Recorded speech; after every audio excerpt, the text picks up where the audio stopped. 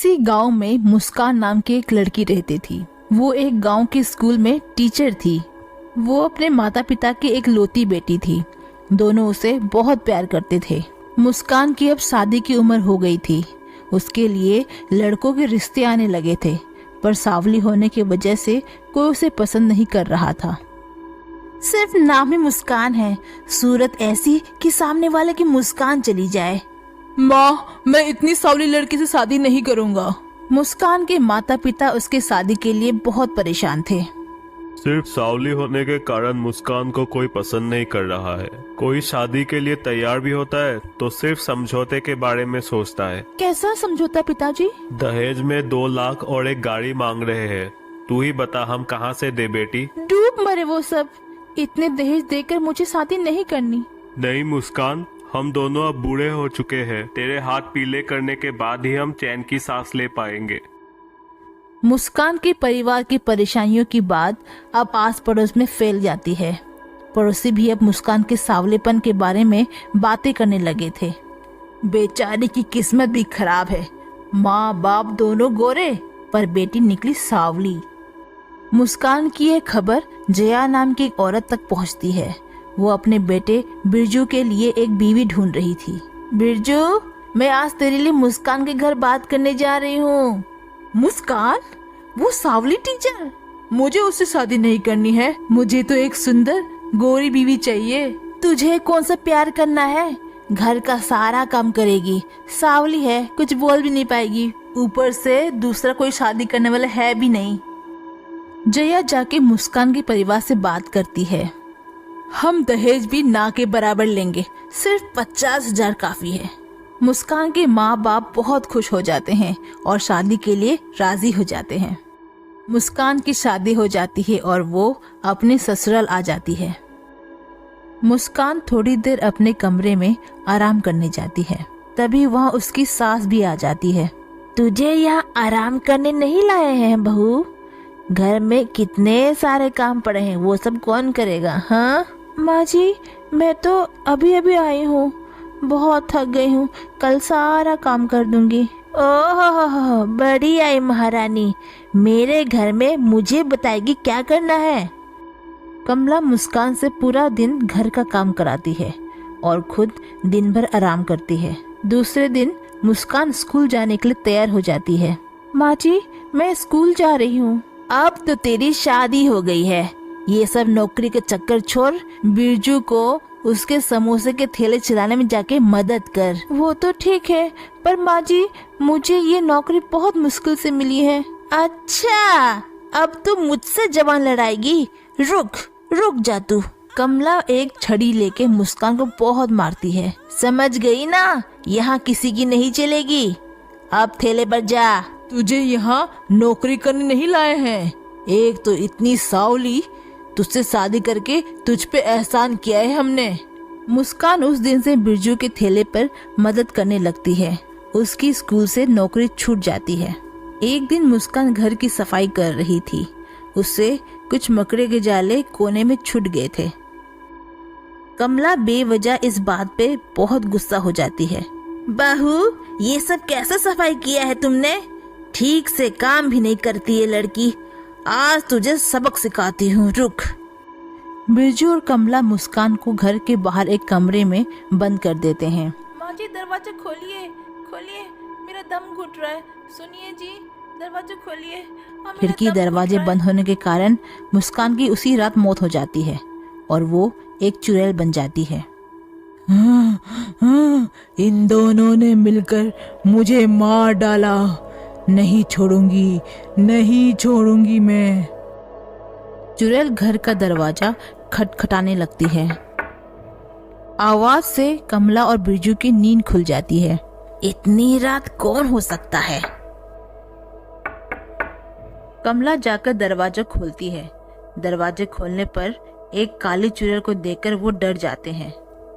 पहचाना मुझे? तुम दोनों की वजह से मैं उस कमरे में मर गई और अब मैं एक चुड़ैल बन के लौटी हूँ। बेटी, हमें माफ कर देना, हम तुम्हें मारना नहीं चाहते थे।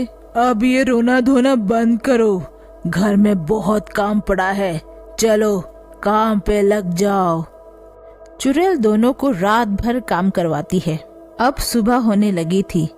दोनों काम करते करते बहुत थक चुके थे।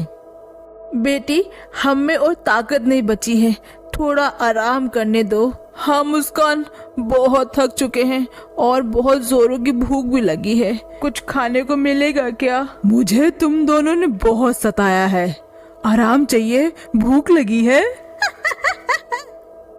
चुड़ैल अपनी जादुई शक्ति से पास ही पड़े एक लाठी को हवा में उड़ाकर कमला और बिरजू को बहुत मारने लगती है। जाओ जाओ, तुम लोग आराम कर लो, कल फिर से और काम करना है।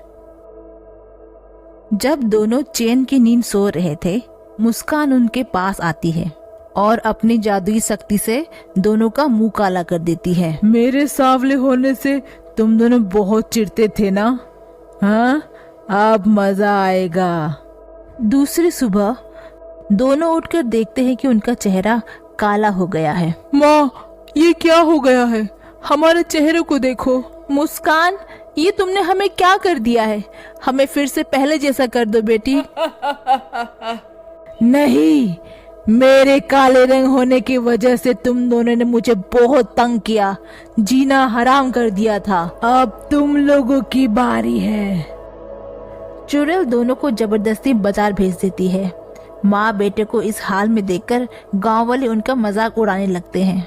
अरे बिरजू भाई, दोनों कहाँ मुंह काला करके जा रहे हो? बेचारी मुस्कान तो चलो पूरी सावली है, तुम दोनों तो सिर्फ मुंह काला करके घूम रहे हो, जोकर लग रहे हो दोनों। गांव वालों के ताने सुनकर दोनों को अपनी गलतियों का एहसास हो जाता है। बेचारी मुस्कान को हमने उसके रंग की वजह से कितना सताया, अब समझ आ गया कि उस पर क्या गुजरती होगी। हाँ माँ, आज रात उससे प्यार से समझाएंगे और माफी भी मांगेंगे। रात होने के बाद कमला और बिरजू मुस्कान से माफी मांगते हैं, पर चुड़ैल के अंदर अभी भी गुस्सा था। तुम दोनों को क्या लगा सिर्फ माफी मांगने से मैं माफ कर दूंगी? तुम दोनों को मैं मार डालूंगी। दोनों डर के मारे घर से बाहर चले जाते हैं। चुड़ैल गुस्से में जादू से बिरजू के थैले को जला डालती है। भागो माँ, भागो, नहीं तो ये चुड़ैल हमें मार डालेगी। हाँ बिरजू, समधन जी के घर चलो, वही हमें बचा सकते हैं। दोनों वहां से सीधे मुस्कान के मायके भाग जाते हैं। वहां पहुंचकर वो मुस्कान के माता पिता को सब कुछ बता देते हैं। ये आपने क्या कर दिया? हमारी एक लौटी बेटी को आपने मार डाला। वो बस एक हादसा था समधन जी, हम उसे मारना नहीं चाहते थे। हमें हमारी गलती समझ आ गई, हमें उस चुड़ैल से बचा लीजिए। चुड़ैल दोनों का पीछा करते हुए वहां पहुंच जाती है। कहाँ भागोगे दोनों? आज तुम लोगों की आखिरी रात है। मुस्कान के माँ बाबूजी चुड़ैल को रोकने की कोशिश करते हैं। मुस्कान बेटी, हमें पता है कि तुम्हारे साथ बहुत बुरा हुआ है, पर इन्हें छोड़ दो, ये अपनी गलती मानते हैं, इनको मारकर तुम पाप मत करो बेटी। दोनों के समझाने पर मुस्कान का गुस्सा शांत हो जाता है और वो अपना चुड़ैल रूप छोड़ देती है। मैंने इन दोनों को माफ किया, किसी की रंग रूप को लेकर कभी सताना नहीं चाहिए। शायद तुम दोनों को अभी समझ आ चुका है। माँ, बाबूजी, आप दोनों को मेरा अलविदा। मेरा शरीर अब भी उस कमरे में पड़ा हुआ है, मेरा अंतिम संस्कार कर देना। अगले दिन सब मिलकर उसका अंतिम संस्कार कर देते हैं और उसकी आत्मा को शांति मिल जाती है। अब वो आप लोगों को और परेशान नहीं करेगी, उसकी आत्मा हमेशा के लिए जा चुकी है। बिरजू और कमला उस दिन से काले गोरे का भेदभाव छोड़ देते हैं। बिरजू मुस्कान की याद में एक सांवली बच्ची को गोद ले लेता है और उसे बड़े प्यार से बड़ा करता है। दोस्तों, अगर आपको ये कहानी पसंद आई तो इस चैनल को लाइक, शेयर और सब्सक्राइब जरूर करें।